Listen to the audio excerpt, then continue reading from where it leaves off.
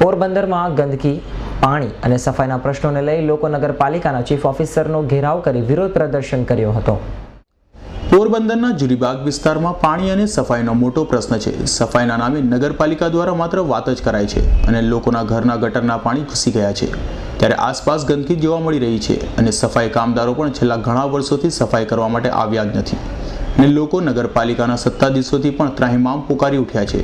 ત્યારે જુરીબાગ વિસ્તારમાં એક પણ નગરસેવક લોકોને જવાબ દેતા નથી અને ફોન કરી રજૂઆત કરાય તો નગરસેવક કહે છે કે આ વિસ્તારમાંથી અમને એક પણ વોટ નથી મળ્યા, તેથી અમે તમારી રજૂઆત કરી શકીએ તેમ નથી।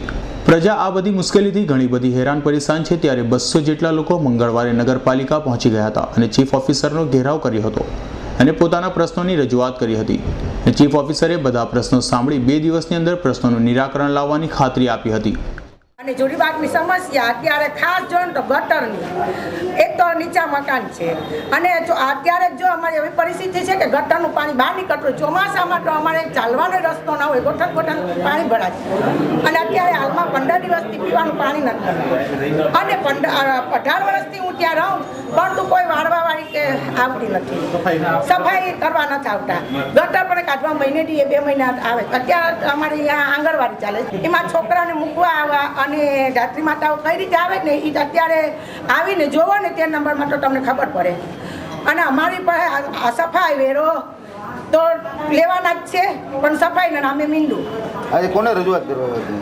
આજે ચીફ ઓફિસરને હું રજૂઆત કરી? રજૂઆત આ પાણીની સમસ્યા, ગટરની સમસ્યા, સફાઈની સમસ્યા અને રોડની તો ખાસ ચોમાસામાં તો અમને આટલી તકલીફ પડે ને કેટલી વખત રજૂઆત કરી અને 3 તારીખે અમે ગાય પકડવાની, એક અહીંયા ગાય આવે છે આંગણવાડીમાં છોકરાઓને કેટલાને ઉલાડી દીધા છે। અમે 3 તારીખની અરજી કરી, આજે મહિનો દિવસ છે પણ ગાયને પકડવા નથી આવ્યો, જવાબ નથી દેતા, તો અમે કેટલી વખત રજૂઆત કરી, હવે ક્યાં રજૂઆત કરીએ? જુરીબાગ વિસ્તારમાં આજે કેટલીક શેરીઓમાં પાણી નથી આવતું તેવો પ્રોબ્લેમ આવેલો।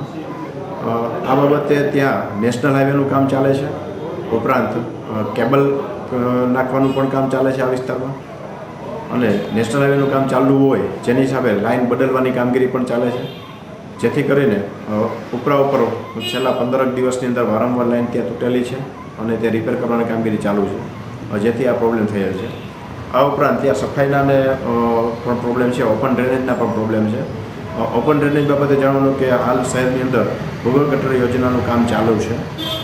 આ કામગીરી 1 થી 1.5 વર્ષમાં પૂર્ણ થશે અને આ પૂર્ણ થતાં ઓપન ડ્રેનેજ અને જે ભૂગર્ભના જે પાણી કોન્ટામિનેશન જે પ્રોબ્લેમ થાય છે એ સંપૂર્ણપણે દૂર થઈ જશે।